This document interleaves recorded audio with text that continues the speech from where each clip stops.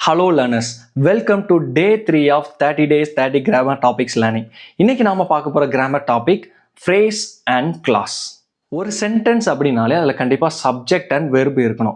In case subject இருந்து verb இல்லாமல் verb இருந்து சப்ஜெக்ட் இல்லாமல் ஒரு குரூப் ஆஃப் வேர்ட்ஸ் சேர்ந்து கரெக்டான மீனிங்கை கொடுத்துச்சுன்னா அந்த குரூப் ஆஃப் வேர்ட்ஸை தான் நம்ம என்னன்னு சொல்லுவோம்னா ஃப்ரேஸ் அப்படின்னு சொல்லுவோம். Example, where are you going அப்படின்னு சொல்லி நான் கேட்குறேனே வச்சுக்கோமே, ஆன்சர் வந்து நம்ம கோயிங் டு பிளே கிரிக்கெட் அப்படின்னு சொல்லி சொல்லணும்னா இந்த சென்டென்ஸில் சப்ஜெக்ட் இல்லவே இல்லை, ஒரு வெர்ப் இருக்கு அண்ட் ரிமைனிங் வேர்ட்ஸ் இருக்கு. பட் இந்த குரூப் ஆஃப் வேர்ட்ஸ் நமக்கு தேவையான கரெக்டான ஆன்சரை வந்து கொடுக்குது. அதனால இந்த குரூப் ஆஃப் வேர்ட்ஸை வந்து நம்ம ஃப்ரேஸ் அப்படின்னு சொல்லி சொல்லுவோம். இன்கேஸ் ஆன்சர் வந்து ஐ am going to play cricket அப்படின்னு சொல்லி சொன்னா இந்த சென்டென்ஸ்ல ஐங்கிற சப்ஜெக்டும் இருக்கு, கோயிங் அப்படிங்கிற வெர்பும் இருக்குது.